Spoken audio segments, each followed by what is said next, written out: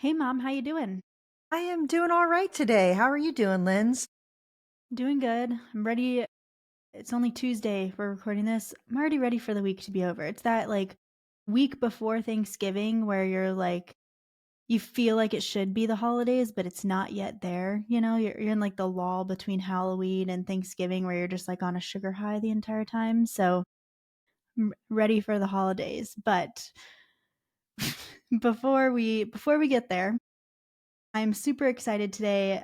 We have great person on. Today has been all about automation. I tell you what, we've had some great automation conversations today. And this one I can already tell is going to be my favorite. Casey, welcome to the show from Stakwise. Great to have you. It's fantastic to be here. Thank you so much for the invitation, Lindsay and Carey. I appreciate it. Yeah. Well, we want to focus today's conversation on retention. I know you have kind of a special view of retention specifically from using automation to help with that. And especially in the hard market, like retention is so important, keeping those clients because everybody's shopping right now. So that's kind of what I want to get into. But before we do that, will you give me just a little intro into your background in insurance and then up to like starting Stackwise, what Stackwise is? Sure. Yeah, absolutely. And actually I think that my experience before the insurance industry has been probably as influential as my insurance experience has been. And that's because I started off as a teacher.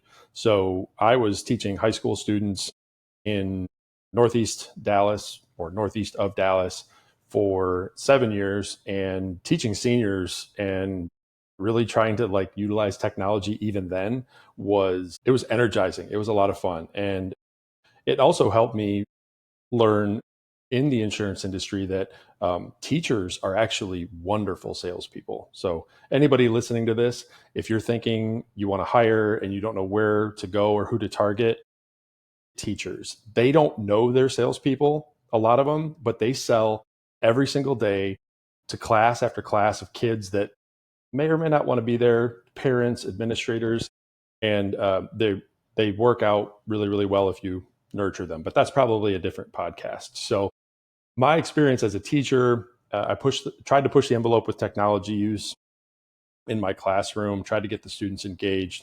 Ended up moving into insurance in 2004. Was basically a captive, even though I was an independent, because all I had was Progressive and Safeco. Those are the only two carriers I could write with. And eventually ended up taking over operations for another agency and did that for 6 years. So in my insurance journey, I was really blessed to not have direct sales responsibility. I wasn't producing myself at that time, but I had the opportunity to solve problems for my team when they would come to me and say, I have to do this thing 15 times a day and I hate it. Or I need to get a text message on my own personal cell phone when a lead comes in 24 hours a day. And that's an actual request that two of the Wow. producers had.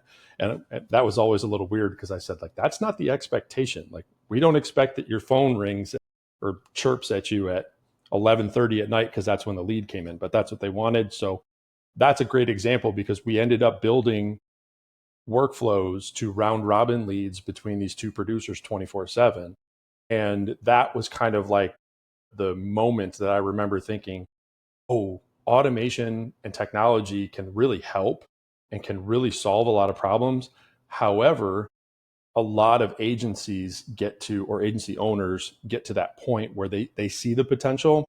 And then I call it the desk flip moment. You know, you've seen the meme where they like fit and they flip the desk. Like Mhm. people get to that point and they have so many other responsibilities on their hand: payroll, numbers, carrier meetings, all this other stuff. They don't have 5, 6 hours a week to go in and build automations. So that's really what Stackwise kind of came from. Is a number of people would jump on calls and ask me how to do certain things, and someone said, "Wish I could just pay somebody to do this for me." And that was really kind of like the genesis of Stackwise. So we just try to take those headaches and also some the creativity part of the automations off of the plate of the agency owner. They can outsource them to us. We'll build out whatever's possible and also make sure that it's maintained over time. So that's really kind of my journey from teacher to Stackwise in a very short summary. I before coming and working at Indium, I worked for Big Eye of North Carolina, and they have this whole program that you come in, it's called Insure Academy. And so anyone in the country can come in, get licensed, and output, be hired by one of their members in, I think it's 12 weeks, if I'm Oh, wow. not confusing myself.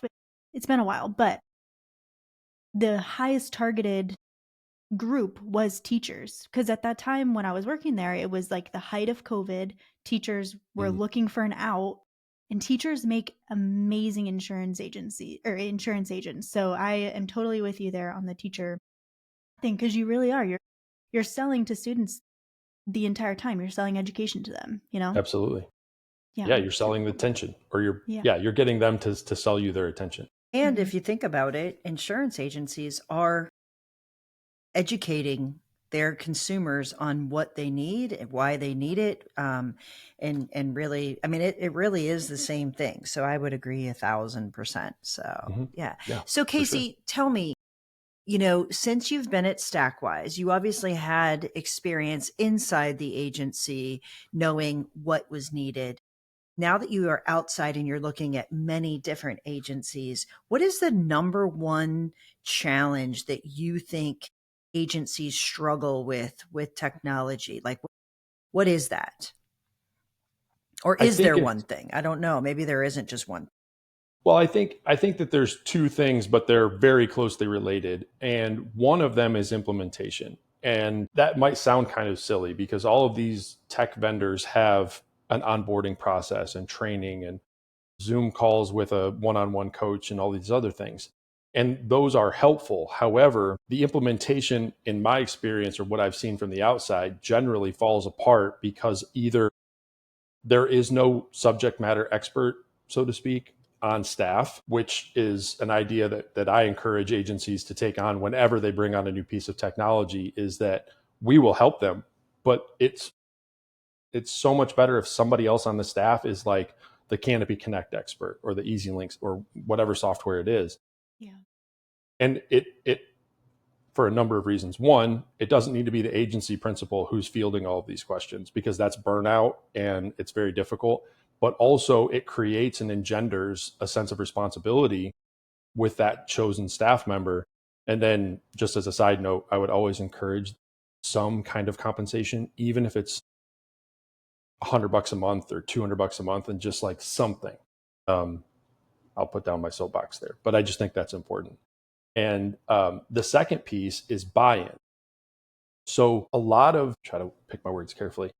If someone's been at the agency for a long time, they've kind of established their routine and how they do things. And it can be difficult to change that.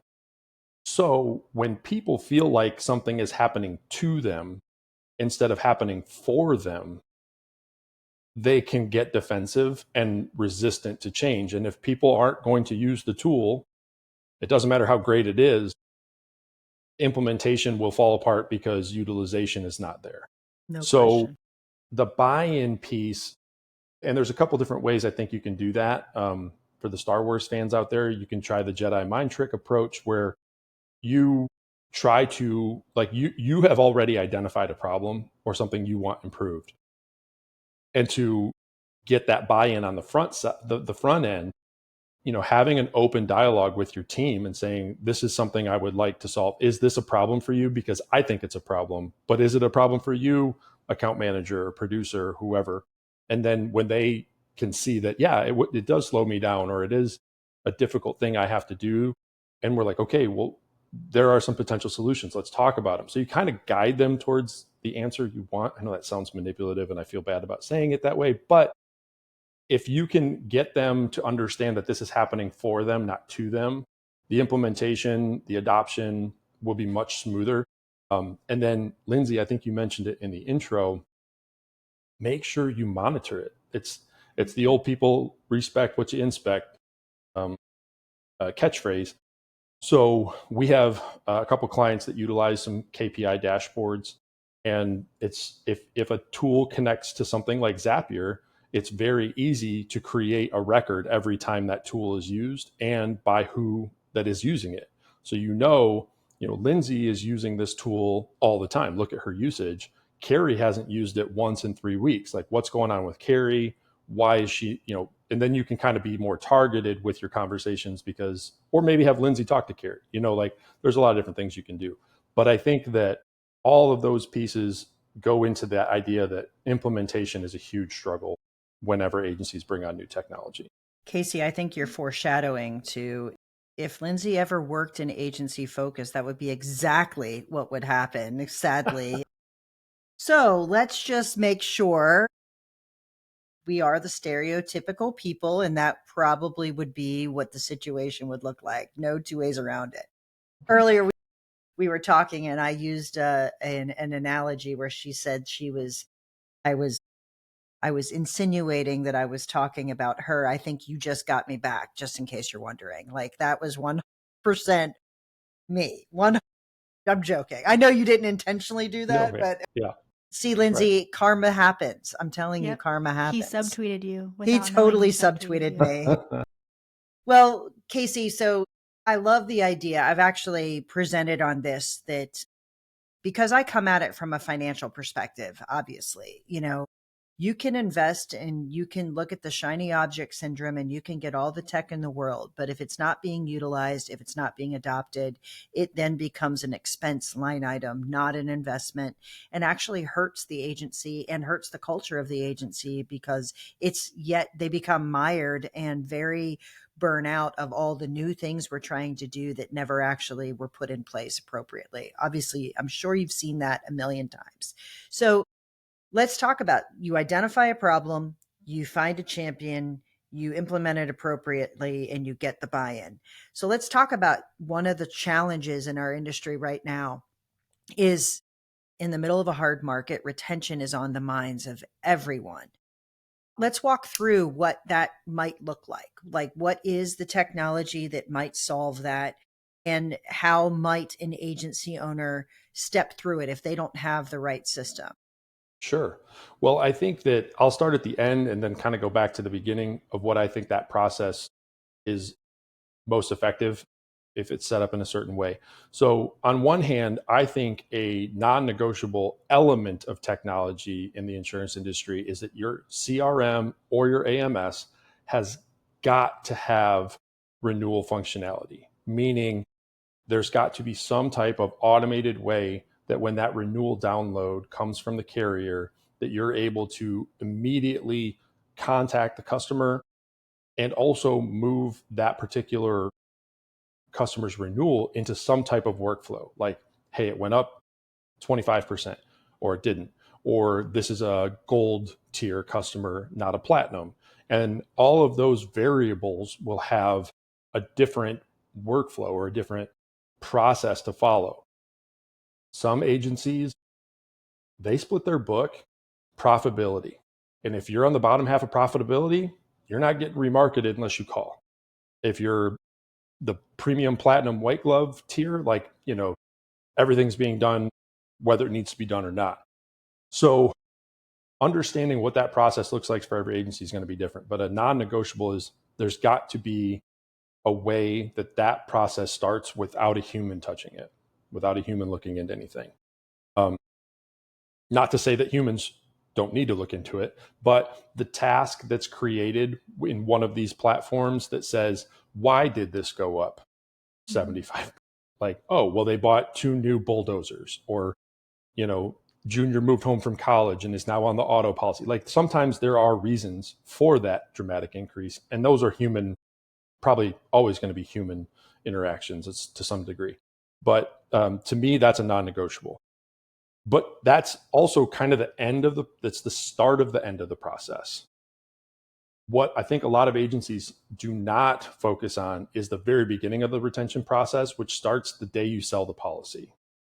Totally. Maybe before, maybe during the communications with that prospect as a lead, but certainly no later than when you issue the policy. And what I mean by that is there has to be some type of onboarding process for new customers so that they understand what they can expect at renewal. And if we're not teeing up that opportunity the day you sell the policy or shortly I guess within like the first month or so, then you're really losing an opportunity to set expectations for yourself and set expectations for that customer so that they know what's going to happen. So a lot of times we'll see agencies have an onboarding process that is an email from the agency owner, an email from their account manager, an introduction. Those things are great. But beyond that, an expectation and communication that throughout the year, if something happens and changes in your life that could affect your insurance, we need to know about it. And then also teaching them what those things are. Like they don't necessarily think like having a kid, putting a deck on the back patio, adding a lift kit to their truck. Like I'm in Texas, I guess I had to say that. But those types of changes, or even a change in career, can affect their insurance score, can affect their opportunities at renewal. So being in communication with them and teaching them those particular bits of information that the average consumer doesn't know because no one's ever told them is one thing. But then the expectation of what's going to happen on the back end, and carriers might not like me to hear this, or may not like to hear me say this, create some daylight between you and the carrier. It's very easy 10, 11 months after I buy an insurance policy with Travelers or whatever, for me to assume that my agent is Travelers. Mm-hmm. And that's not my job as a consumer to know that. It's the agent's job or the agency's job to teach that, to communicate that, and probably repeatedly so, because I know I don't retain things the first time I hear them very often. Except when, Carey, when you're talking at presentations, I get all of I'm it. It just sure. Yeah. stays That's there. okay. It never goes away. I remember every word. Right. But I think that, bringing that message to the forefront through also, and this is a teacher thing, through different types of media. A lot of people may scan an email or they may just delete it, maybe send a video, maybe send a text. There's different ways. There's endless different opportunities to send that information. So creating the daylight, I think, is important as well, because that knee-jerk reaction that people can have when they get that letter from their carrier that their rates are going up 35% is, it can very easily be like, hey, I'm mad at this person who wrote my policy, not the carrier who increased my rates. So understanding that then they may not have the gut kind of reaction to go to another carrier, and then you didn't even have an opportunity to talk to them because they were mad at you and now they have cheaper insurance someplace else. So I think all of those components can be built into the onboarding process, including probably the last stage, which I think all agencies should start to implement, is build a renewal questionnaire. It's super simple. We've got a template. We'd be happy to share it. And it's not overly complicated, but what it does is if you set the expectation that every year, I, as your agent, need you to complete this. And what that does is one, hopefully gives you an opportunity to reshop or remarket with updated information without having to like go back and forth and play phone tag. It also protects your E&O because every year you're asking them, are you driving for Uber and Lyft? Have you bought a boat? Did you buy? Like our questionnaire has so many individual questions. It used to just have a field that said, check all the properties that you own or the things that you own. And now each one is an individual question. Do you own a boat? Yes or no, it's required. Do you own a vacation home? And those things will protect your E&O, but also give you cross-sell opportunities that you may not have ever known about. Yeah. When you start working with a new client, what are some of the common major holes that you find that automation fills for them? Ooh, that's a great question. The most important one well, they're all important, but the one that I think saves them the most time, because that's also kind of the business I feel like I'm in, is time, is the service process or lack of service process. A lot of agencies are able to or want to be as accommodating to their customers as possible, right? Like, hey, just shoot us an email, call us, whatever, whenever you need anything, send us a Facebook message. Like when there's too many points of entry, things can get lost or not handled correctly. So encouraging agents to actually build a service form. And I sound like I'm like a salesperson for the form vendors out there, but I promise I'm not. But But to take the time and invest in a service form that is the only way service requests get into your system, whether it's a call in and your team is filling the form out, whether it's the client themselves completing it from their phone or their computer, it doesn't matter. It creates consistency both in the data that you're collecting and you're getting the data you need to turn around and make the change versus like having to call them back two or three times. But also, it creates a process now. Now we know that, oh, auto endorsements can go to this particular person or virtual employee or whoever handles it. And it expedites everything because instead of it going to one person's inbox and then they have to farm it out, now it goes into the system automatically. It's assigned appropriately. And if there's any trouble, you can monitor how long those take to complete versus like, oh, we use a sheet. Like, great, you use a sheet. That's better than nothing. It's so much better than nothing. Yeah. But is everyone really using the sheet? And how much time does it take them to re enter all this data onto a sheet versus, hey, let's just put it into a form. Boom, it's where you need it to go. And now you have accountability and efficiency in your service process. So that's the single most important thing we see that agencies are not doing at all. So, Casey, Lindsay told you we've had a couple different conversations about automation, and it's funny. It's almost like when someone asks me about financials, and I'm like, oh, well, I mean, it's just on your P&L, and of course that's this, like whatever. I think sometimes people who are using automation forget that those that aren't don't know how to think that way. So, like when Mm-hmm. you first said you're going to think about the workflow and the ones that aren't going to be touched by a human. So, I've done this inside Agency Focus, so I know what you're talking about. But it could be really hard for someone who doesn't use any automation at all to actually think and understand what you're saying. So I want to break it down like super, super granular. How do you even go about figuring out what those workflows are? And I mean, challenging enough to actually think about them, and then putting them into place is even more difficult for someone who doesn't think that way. So break that down for me a little bit. Sure. That's a, I'm so glad you caught that. That I didn't even think about it. My English teacher in high school, my senior English teacher, she used to say every paper has to pass the 7-Eleven test. And I said, what's the 7-Eleven test? And she said, you need to be able to take your paper into any 7-Eleven anywhere in the country and give it to anybody who's there, and they should be able to read it and understand Right. it. And if you don't, because you might have somebody that's in high school, somebody that's in college, somebody that dropped out, somebody who's a doctor, like it doesn't matter. Right. And I just did that. I didn't pass the It's 7-Eleven all good, test. man. I So do it all the time, you actually. caught Yeah. me. I appreciate it. Yeah. So I think that in terms of understanding what that means, like if a human's not going to touch this particular workflow or this particular task, um, like a claim situation is a perfect example, I think. So identifying whatever the process is in your agency, whatever the pain point is, and trying to decide, A, does a human need to touch this? And also creating a very clear chain of events, which is not always the case, right? Like in some agencies, maybe claims are handled by a specific person. So everyone in the agency has been trained to just push it to so and so, and they're going to manage that process. But they have not ever actually scripted or put on paper or digital an actual step by step. When this happens, then I want this to happen, then I want this other thing to happen. And so after that first step is generally where the process kind of stops, right? Like once it gets to whoever it needs to get to, they're going to do their job. So really, really getting granular, I think, as you said, Carey, is important to understand that my expectations for my clients are that when a claim has been initiated, these are the things that my agency is going to do to support them through that process.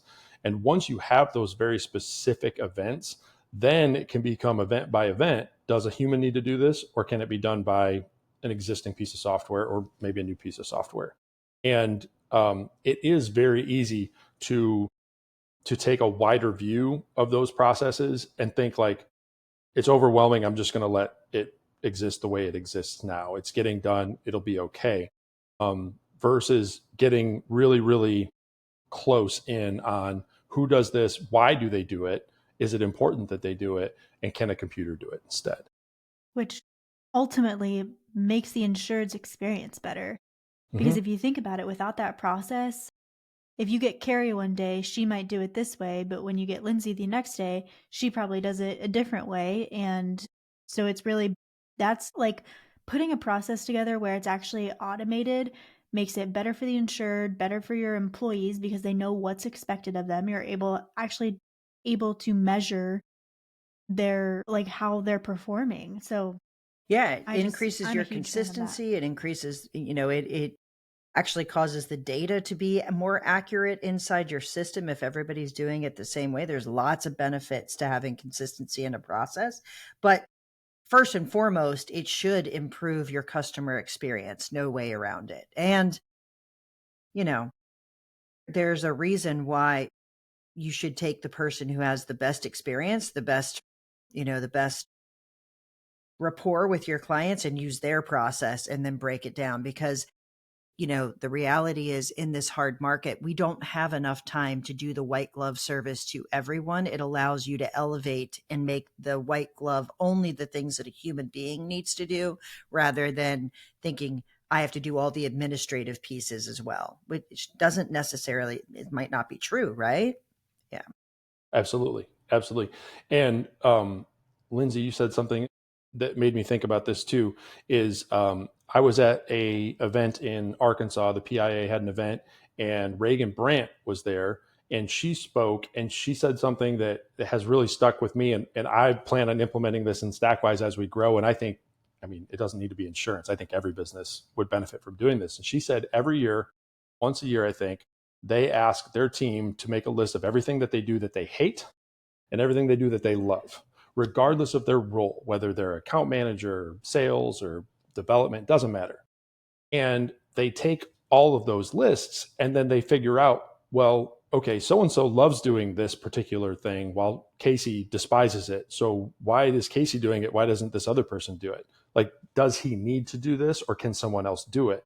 And then what we do is we're not replacing people. That was the other thing, Lindsay, somehow you said it and made me think about it, is we're not replacing people. What we should be doing is giving them more time to generate deeper relationships and revenue with their activities versus I'm following up on this email to this lead that came in last week because my system says I need to. Like that can Mhm. be done for you so that you can dedicate more time to the leads that are engaged.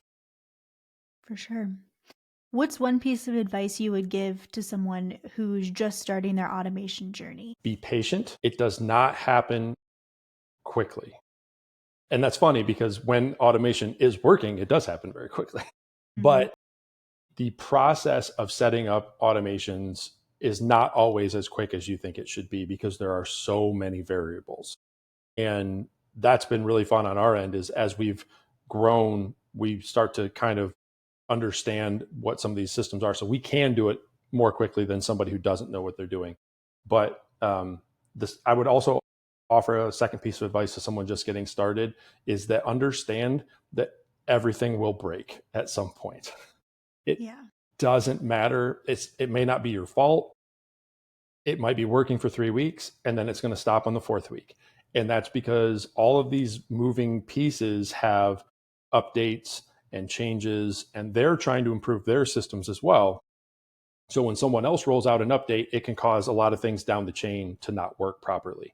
And that's another desk flip moment that people experience. So be patient and understand that everything's going to break at some Yeah, I point. was thinking of the desk flip moment. Don't get to the desk flip moment. Just expect it, Mm-mm. right? Like, yeah, absolutely. Yeah, be prepared for it. Be prepared for it. Yeah. Well, Yeah. Casey, Have your breathing exercises ready, exactly. You you you know? definitely Extra need to bottle be of able to wine in the do that. And I fridge. think, I think that's the problem. I think some people get really, really anxious about the fact that, well, it's supposed to work and it doesn't work. Well, think about human beings. Same thing. Like that's the what you're moving from is equally as unpredictable as what you're moving to. So Casey, thank you so much for coming on and joining us. I would love for you to share how can people get a hold of you if they want to talk more about this, learn more, and maybe even dip their toe into making this happen inside their agency. Sure, I appreciate that. So our website is the best way to get in touch with us, Stakwise, and that's Stakwise. There's no C in there because we all spell stuff our own way. And on Stakwise, on our website, there's a pop-up. You can schedule 15 minutes with me pretty much right there. It will shoot you my Calendly link and you can jump on a call. Love to talk about people's journeys and where they're at and where their struggles are. And sometimes we can even just kind of point you in the right direction on that call without it being something that needs to even be an engagement. But we do love to have those opportunities, and that's the best way to get in touch with us. I'm also pretty involved on LinkedIn. Love to make LinkedIn connections. I promise if you connect with me, I'm not going to send you a sales message in return right away. That's not my Is that going to style. be a ha ha my bot will? Yeah.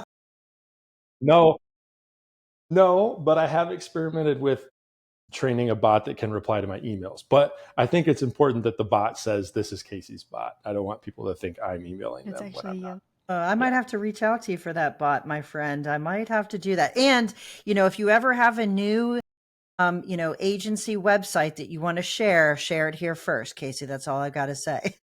Okay. You bet. Yes, ma'am. I Anyway, will. it was awesome Absolutely. talking to you. I look forward to seeing you, I'm sure, at an event very, very soon. And thank you for coming and joining us. Yes. Thank you both so much for having me. It's been a pleasure. I appreciate your time. And yeah, look forward to seeing you guys again in person on the road sometime.